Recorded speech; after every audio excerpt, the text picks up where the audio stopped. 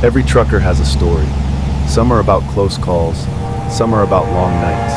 But mine is about the night the road refused to let me go. Imagine this. You're driving down a highway at 3 a.m. The world feels empty, the asphalt stretching into forever. Your headlights the only thing keeping the darkness at bay. But behind the silence, something darker was waiting. Something far more dangerous than exhaustion or the cold. And once I realized what was out there, it was already too late. Before we begin, let me ask you, have you ever felt watched while driving at night? Leave your answer in the comments below, and if you're brave enough to keep listening, stay with me. I was never supposed to take that shift. Another driver had called out sick, and I was covering his route. My body ached from the hours I'd already put in, but the night doesn't care how tired you are. Out here, the road has its own rules. The highway stretched endlessly before me, a ribbon of black asphalt cutting through the woods. Gas stations that once hummed with late-night travelers were now boarded up. Their signs, long dead, swung in the wind like broken pendulums. The only light I had came from my own truck, headlights pushing just far enough to show me the next 100 feet. Beyond that, darkness. A silence so heavy it pressed against the glass. Frost crept across the corners of my windshield, shimmering in the glow of the dash lights. Every few minutes, I'd turn the heater up, but the cold seemed to seep in anyway, as if it belonged to the road itself. I gripped the wheel tighter, trying to shake the thought that maybe I wasn't as alone as I wanted to believe. Truckers talk, you see, and the stories they tell aren't the kind you forget. There's one in particular, the kind of story that stays buried in the back of your mind until you find yourself exactly where they told you never to go. They call it the stretch of 41, a place where headlights vanish, radios stop working, and drivers don't always come back. Most laugh it off as superstition, long hours, caffeine, and a wandering mind. But out here, the difference between a myth and the truth can mean the difference between making it home and disappearing into the dark forever. I told myself it was just another route, just another mile. But as I pressed deeper into that empty stretch, I couldn't ignore the way the night seemed heavier, thicker, as if something was waiting for me further down the road. And here's the part you need to hear. Most people won't make it this far. Most will click away before the story even begins. But you're still here. Maybe you're meant to hear what happens next. So subscribe now, because if you don't, you'll forget this story when you need it most. The call came through just after 3, a dispatch I hadn't been expecting. A vehicle stranded out on County Road 41, the very stretch of highway that drivers whispered about but never named aloud for long. I remember staring at the blinking light on the radio, waiting for confirmation. My mind told me it was just another job. Flat tire, empty gas tank, someone careless enough to run their engine down to nothing. But my gut was uneasy. I pressed the button to respond, and the radio hissed with static before a voice slipped through. Not the dispatcher's voice. Not anyone I knew. Just 3 words, faint but sharp, buried under the static. Don't. Stop. I froze. My thumb still held the button down, but my reply caught in my throat. Seconds later, the dispatcher's familiar tone cut through. Tau Unit 7. Copy that. Vehicle abandoned on 41, mile marker 68. She spoke as though nothing strange had been said, as though the warning never happened. I wanted to ask her what she meant. I wanted to demand why she said those words, but when I did, her reply was confused. Said what? She asked. All I told you was the location. The cold inside the cab seemed sharper after that.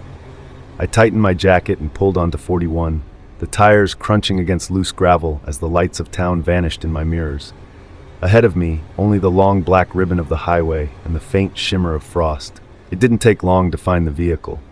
A faded sedan sitting crooked on the shoulder, its rear half nearly swallowed by weeds. The hazard lights were dead, the battery long gone. At first glance, it looked like any other call, a car left behind. But the details didn't sit right. The doors were closed, but the driver's seat was pushed back too far, as though whoever had been inside had left in a hurry. One window was cracked open, thin ice crystallizing along the edges. I could smell the faint trace of gasoline and something else, coppery, metallic. And then I saw them, footprints. A line of them stamped in the frost, leading away from the driver's side door. Deep at first, clear in shape. A man's boots, by the size of them. They wandered a dozen steps into the ditch, cutting through the frozen weeds, before trailing back up the embankment across the shoulder. And then, they stopped. Not faded, not lost in the frost. They simply ended, as though the man who made them had been lifted from the earth and carried away. I stood there longer than I should have, staring into that empty stretch of dirt where the last print lay. The wind rattled through the trees, and for a moment I swore I heard something moving. Not close, not far, but pacing just out of reach of the light. The highway around me was silent, but the silence felt wrong. The kind of silence that isn't empty, but waiting. I went to work the way I always did, backing the tow truck into place, lowering the hook, checking the chains. Routine. Familiar. But routine doesn't protect you when the night decides otherwise. As I reached for the winch, my headlights flickered, once, twice. The beam stuttered across the empty highway, then steadied again. I froze, hands still gripping the lever. Trucks don't just lose power like that. Not mine. Not without reason. And that's when I saw it. Far down the road, maybe 100 yards, the faint outline of a figure, standing perfectly still, dead center in the lane. The body was nothing but a shadow against the frost. No features, no face. Just a shape where no shape should have been. I blinked, and it was gone. The road stretched ahead, empty again, as though nothing had ever been there at all. I told myself it was fatigue, exhaustion bending the mind. But deep down, I knew better. Truckers know what's real and what's imagined, and this wasn't the kind of trick the brain plays after too much coffee. This was something else. I turned back toward the car. That's when I noticed the phone. It lay half buried in frost near the driver's side door, screen cracked, battery nearly drained. Out of instinct, I picked it up. The screen lit with one unread message, a voice memo, time-stamped just hours earlier. I pressed play. At first, only static, a rush of sound like the phone had been dragged across gravel. Then, a man's voice, shaking, uneven, whispering words that chilled me deeper than the cold air ever could. It's walking beside me. Nothing else, just that. Then silence. I stared down at the screen, the words replaying in my head over and over. Who had left this phone? Where had they gone? And what exactly had been walking beside them? The wind carried through the trees again, and for the first time in years, I felt fear sink into my chest like a stone. Because the question wasn't whether something was out here with me. The question was how long it had been following. What do you think it was? Human, ghost, or something else? Tell me in the comments right now before the truth unfolds. I forced myself back into the work. The longer I lingered, the heavier the silence seemed to press in. The chains clinked against metal as I hooked the sedan to the tow rig. Each sound felt sharper than it should, like the night was listening. The engine rumbled to life, breaking the quiet, and for a brief moment I convinced myself everything would be fine. Just another job. Just another abandoned car. Then it came. A sound so sudden it jolted me forward in my seat. A metallic scrape, long and deep, tearing across the side of the truck. I slammed the brakes, heart pounding, eyes darting to the mirrors. But nothing had touched me. No car, no tree, no debris. The road was empty. I sat there, knuckles white on the steering wheel, until the sound faded into silence. I told myself it was the tow rig, the hook shifting against the bumper. But deep down, I knew it hadn't come from the car. I pressed on, headlights cutting through the black. That's when I saw it. In the rearview mirror, for the briefest moment, a pale face in the back seat of the car I was towing. Eyes wide, unblinking, fixed on me. My breath caught. I turned in my seat, staring straight at the car. Empty. The back seat was shadows and torn fabric, nothing more. But the feeling wouldn't leave me. I couldn't shake the image, that face, drained of life, staring through glass that shouldn't have reflected anything at all. I forced myself to keep driving. The hum of the tires on pavement became my only anchor. But then I heard it. Footsteps. Not inside the cab, not behind the truck. Footsteps keeping pace alongside the moving vehicle. Crunching against frost, steady and deliberate. I pressed harder on the gas, the truck groaning as it picked up speed. But the sound stayed with me, measured, unhurried, as though whatever was out there had no need to rush. And in that moment, I realized something I'll never forget. I wasn't alone on that road anymore. The further I drove, the worse the feeling became. My chest felt tight, my grip on the wheel unshakable. Every mile I put behind me, the footsteps seemed to linger just beyond the edge of hearing. That's when I saw it, a glow ahead on the horizon. A diner. Its neon sign sputtered faintly, half the letters dead, the rest bleeding light into the dark. ER's Diner was all that remained legible. The windows glowed a dull yellow as though someone was still inside. I pulled in without thinking. Relief washed through me at the thought of other people, of company, of normalcy. My boots crunched against the frosted gravel as I stepped out, the engine idling behind me. The diner's door creaked when I pushed it open. Inside, the air was stale, heavy with the faint odor of grease long burned away. Yet somewhere in the corner, a jukebox clicked on. A tune crackled through the speakers, faint, distorted but familiar. A song from the 1970s. One my father used to hum when he thought no one was listening. The problem was, there was no power, no lights buzzing overhead, no kitchen clatter, just that jukebox playing a song it shouldn't have been able to play. At the counter sat a single patron, a trucker, his jacket worn, cap pulled low. He never looked at me, never turned his head, but his voice carried across the room all the same. "It's behind you." I froze. My breath caught in my throat. When I blinked, the man was gone. The stool where he had sat was empty. The counter before it, covered not in the grease and steam of a working diner, but in plates caked with dust, half-eaten meals long rotted to mold. Coffee cups cracked, their contents hardened into black sludge. The jukebox stopped. The silence that followed was worse than the song. And I knew, with a certainty I couldn't explain, that stepping inside had been a mistake. I left the diner behind, forcing myself not to look back. The neon sign sputtered one last time in my mirrors, then vanished into the dark. The hum of the engine and the steady rhythm of the tires became my only company. But the road ahead was no longer clear. Fog rose in the distance, thick, unnatural, rolling across the highway like a tide. Within minutes it swallowed my truck whole, the world outside reduced to a white wall that even my headlights couldn't cut through. I slowed my speed, every nerve alive with tension. That's when I heard it, a thud against the side panel, then another. I gripped the wheel, jaw tight, eyes locked forward. From the corner of my vision, movement kept pace with me. Something tall, too tall. It ran alongside the truck, just beyond the beam of my lights, its shadow long and stretched. I couldn't make out its face, but I saw its arm, long, skeletal, dragging across the truck's metal frame. The sound should have been deafening. Metal against bone, scratching, tearing. But there was nothing. No mark, no sound.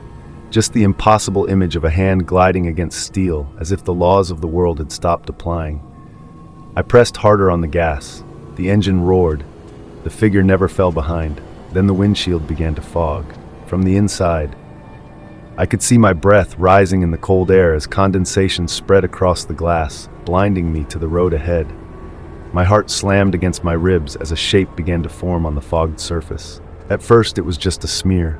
Then slowly, letters appeared as if traced by a finger I couldn't see. 2 words. "Keep driving." I pulled my sleeve across the glass, wiping desperately, but the words clung there, carved into the frost as though they belonged to the truck itself. And in that moment, I knew something undeniable. Whatever had followed me out of that diner wasn't just near the truck anymore. It was inside with me. Most people won't believe what I'm telling you. Most will brush this off as another story.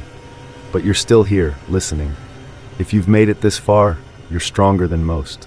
Don't just watch, subscribe. Because the next driver who doesn't might not be lucky enough to finish this road. The warning on the windshield clung to my mind long after the words had faded. I pressed harder on the gas, trying to push the truck through the fog, willing the night to let me go. But the road had other plans. The engine began to sputter, once, then again. The dashboard lights flickered, dimming in unison, as though something unseen was draining the life from the machine. By the time I hit the bridge, the truck gave out entirely. The roar of the engine collapsed into silence, leaving me stranded on a span of rusted steel hanging over dark water. I sat there in the cab, frozen. The only sound was the faint creak of metal beneath the weight of the truck. Then, footsteps. Slow, deliberate. The echo of boots on steel grating circling the truck, though there was no one there. Each step reverberated beneath me, as though the bridge itself carried the sound. I turned in every direction, headlights casting beams into the fog, but the road was empty. The walkway beside the bridge was empty. And yet, the footsteps kept coming, closer, louder, surrounding me. My hand fumbled for the flare gun in the glove box. I fired into the air, and for the first time the fog lit red. And in that blood-colored light I saw them, dozens of shapes. They lined the bridge on both sides, motionless, their silhouettes warped and wrong. Some tall, some bent at angles no body should bend. Their faces were hidden, but their presence was undeniable, watching, waiting. The flare sizzled, falling back to the asphalt. Darkness began to reclaim the road, but before it did, I heard them. Whispers, not one voice, not two, but dozens, layered over each other like a chorus, each word stretched and broken, yet unmistakable. Stay, stay, stay. The sound came from every direction, pouring into the cab, echoing through the steel beneath me. It wasn't a request, it wasn't a plea, it was a command. I gripped the wheel, fighting the urge to obey, knowing if I stayed, I would never leave that bridge alive. But deep down, I couldn't tell if I had any choice at all. I don't know how long I sat frozen on that bridge, the whispers pressing into me like a weight. But at last, the flare gun was empty, the shapes had melted back into the fog, and silence returned. I forced my shaking hands back to the ignition. The key turned. For a moment, nothing. Then, with a shuddering cough, the engine roared to life. Relief hit me so hard it nearly broke me. I slammed my foot on the gas, tearing across the bridge, desperate to put distance between me and whatever had surrounded me there. The truck rattled, the chains clanging against the towed car behind me, but I didn't care. All I wanted was to escape. The road stretched on. Mile after mile disappeared under the wheels. My eyes locked forward, refusing to glance at the mirrors, refusing to acknowledge what might still be pacing me in the fog. And then I saw it, a faint glow ahead. Letters bleeding through the mist. The diner. The same half-dead sign sputtering against the night. ER's Diner. My chest tightened. I told myself I had turned around without realizing, that I must have looped back, retraced my path. But I knew the truth. I had driven straight and fast, and still, the road had folded in on itself, bringing me back to where I had already been. I kept driving. I passed the sign again and again. Each time it appeared out of the fog, the letters flickered weaker, as though mocking me. That's when the radio crackled. Static filled the cab, and beneath it, a voice, my own voice. It repeated the words I had shouted minutes before on the bridge. No, I won't stay. I won't stay. The delay was seconds, the pitch identical. Every sound, every tremor in my tone mirrored back at me. I shouted into the mic, demanding answers, begging anyone to respond. Seconds later, my own voice screamed back at me, not just once, over and over. A loop caught in time, echoing against itself until the cab suffocated by it. That's when the truth sank in. The whispers, the faces, the endless fog, they weren't chasing me. They were holding me. I wasn't driving forward. I wasn't escaping. I was caught in something I couldn't outrun. A loop of highway where time didn't move forward, where the night had no end, and the road wasn't going to let me go. The engine gave out for the second time. No sputter this time, no struggle, just silence. The truck coasted a few feet before dying completely, headlights fading until the night swallowed me whole. I sat in the cab, unwilling to move, staring into a blackness so complete I could barely see the dash inches from my face. I turned the key again and again. Nothing. It was as though the truck no longer existed in a world where machines could run. Something told me I couldn't stay inside, that the cab was no longer safe. Against every instinct, I opened the door and stepped into the freezing night. Gravel crunched beneath my boots. My breath rose in thick clouds. The fog pressed close, so close I felt it on my skin, damp and cold like the touch of a hand. Then I saw him, standing just beyond the ditch, half hidden in the tree line, the driver of the abandoned car. At least, it should have been him. His body stood upright, his clothes shredded, but his face was blurred, smeared like wet paint dragged across canvas. No eyes, no mouth, just a shape where features should have been. And yet, he spoke. The words were warped, stretched, broken into static as though his throat carried an old recording instead of a voice. Why did you stop? Why did you get out? I stumbled back, shaking my head, refusing to believe. The figure tilted, and then it multiplied. One became two, two became four, each one identical, the same blurred face, the same twisted voice repeating that single question over and over. Why did you stop? Why did you get out? The sound overlapped, growing louder, circling me, until my own thoughts were drowned beneath it. I bolted toward the tree line, pulling the flare from my pocket with trembling hands. I struck it against the ground, sparks bursting into a violent red flame. And in that instant, I saw them. Not just the copies of the driver, hundreds of figures pressed between the trees. Shoulder to shoulder, row after row, their outlines human but wrong. Too still, too silent. Their bodies leaned forward, their heads bent as if straining to step into the light. The flare hissed, casting shadows that stretched forever. And everywhere the light touched, faces blurred and broken stared back at me. I realized then there was no escape into the woods. The forest itself was full of them, and every single one was waiting for me. I ran. Branches whipped at my arms as I tore through the ditch and scrambled back to the road. The flare hissed and burned behind me, but its light couldn't hold back the crowd pressing in. I didn't dare look over my shoulder. The truck was my only chance, my only anchor in a night that no longer made sense. I stumbled toward it, lungs burning, boots sliding on the frost. I gripped the door handle with trembling hands and froze. There was already someone inside. I knew it instantly. I didn't need the headlights or the flare. Even in the dark, I recognized the shape in the driver's seat, because it was me. My own reflection sat behind the wheel, hands on the steering wheel, posture slouched just the way I sat after hours on the road. My jacket, my face, my eyes. Only one thing was different. The smile, wide, too wide, stretched across my face in a way I had never seen. A grin that didn't belong to me, that didn't belong to anything human. My double turned its head slowly, meeting my gaze, and then it whispered, my own voice echoing back at me, but warped as though it had been waiting to say these words forever. Your shift never ends. Before I could move, the cab windows exploded. Glass shattered outwards, spraying across the asphalt. The sound tore through the silence like a scream. The flare in my hand died at that exact moment, plunging everything into darkness. And then, brakes. The screech of brakes, deafening, endless, like metal ripping itself apart. The last thing I remember was the sound filling my head, drowning everything else, until the road and the night and even my own breath were gone. And that was the night I realized the road doesn't let you leave, not when it wants you. Engines, headlights, even the laws of time don't matter out there. You can press the pedal to the floor, you can beg the radio for help, you can run until your legs give out. But if the road chooses you, you'll never make it home. So if you're ever alone at 3 a.m. and the night feels heavier than it should, don't look in the mirror, don't look at the fog. And whatever you do, don't glance beside your truck. You might not like what you see keeping pace. Would you survive this road? Comment below. I want to know. Most of you will click away without subscribing, but those who don't, those who stay, might just have safer roads at night, because the shadows are always looking for someone new. Subscribe now, or maybe you'll be next.